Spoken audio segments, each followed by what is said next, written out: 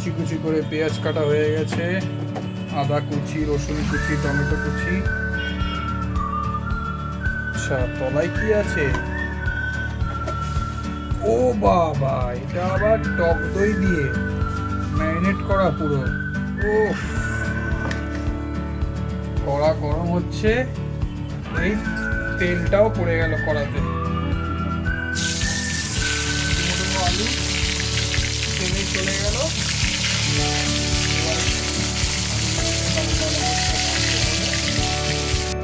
আলুগুলো একটু ভালো করে লাল লাল করে ভেজে নিলাম। গরম মশলাগুলো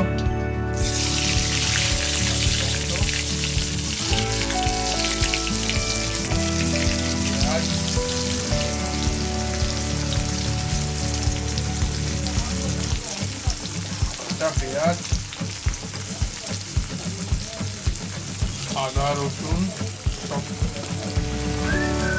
পেস্ট করা গরম তেল, সাথে পরিমাণ মতন লবণ।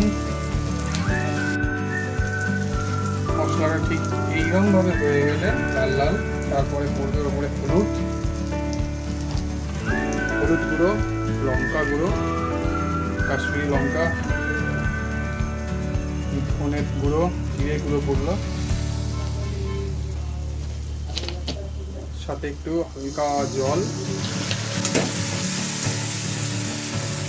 এবার এটা কষানো চলছে।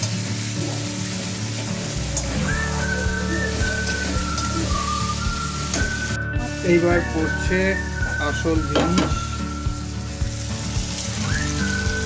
ম্যারিনেট করা ছিল, হয়ে গেল গরম করা। এবার কষানো চলবে, এটা পড়ে যাচ্ছে। এবার অল্প একটু জল। এইবার কষাটা ভালো করে কষতে হবে যাতে মাংসগুলো একটু ভালো করে আর কি সেদ্ধ হয়। প্রায় কষে গেছে, এবার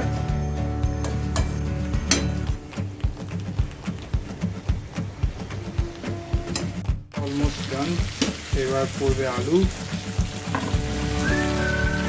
পড়ে গেছে। এবার একটু অল্প করে জল, তারপর গরম হয়ে গেলে ডাইরেক্ট চলে যাবে এটা পুরো একদম প্রেসার কুকার।